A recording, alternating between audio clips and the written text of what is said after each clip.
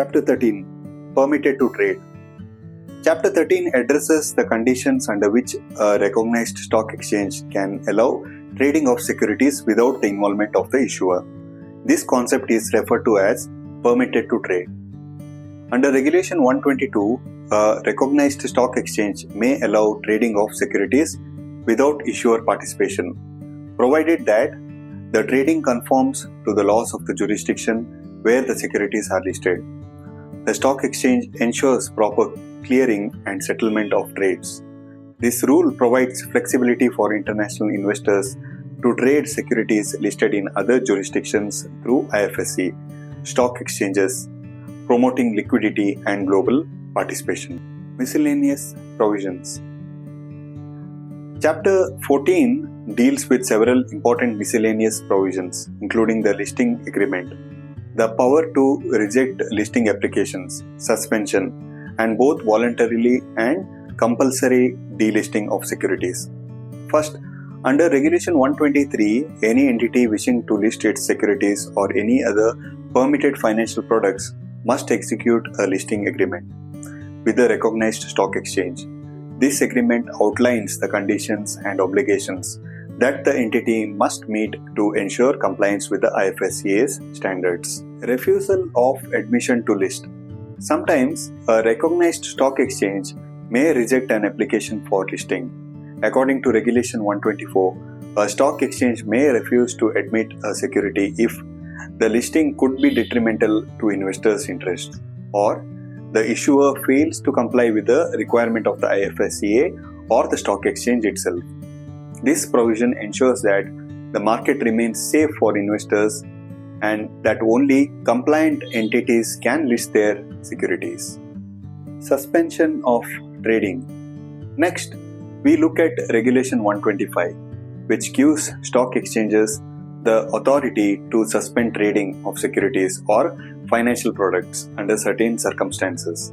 This includes non-compliance with regulatory provisions, if the issuer has been suspended from another stock exchange, or to maintain the orderly operation of the market. Once the condition for suspension are resolved, trading may be restored by the stock exchange. The restoration of trading is equally important and is done when the exchange is satisfied that the reasons for suspension no longer exist. Voluntary and compulsory delisting. Delisting can occur in two ways, voluntary and compulsory. Under Regulation 126, voluntary delisting allows a company to request delisting from a recognized stock exchange. This process must follow the conditions set by the IFSCA. On the other hand, compulsory delisting governed by Regulation 127 may occur when securities remain suspended for more than 6 months. The securities are compulsorily delisted by another exchange. Special circumstances arise that require delisting, or the IFSCA or a court orders the delisting. These measures protect the market from prolonged non-compliance or adverse market conditions.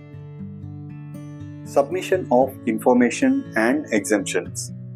Listed entities must comply with information requests from the IFSCA and stock exchanges.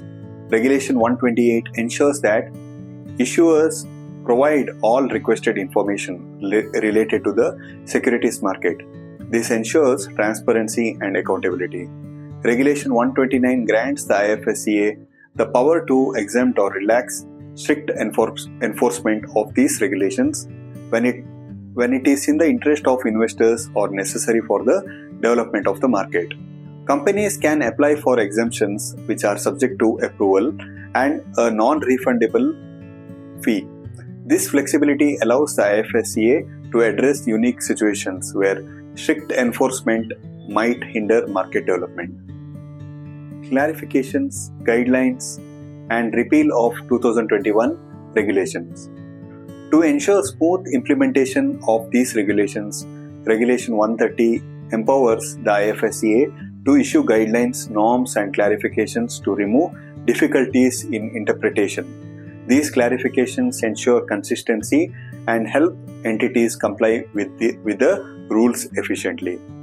Finally, Regulation 131 officially repeals the International Financial Services Centers Authority Issuance and Listing of Security Regulations 2021. However, any action or steps taken under the old regulations are still valid and are now considered to have been done under the 2024 regulations.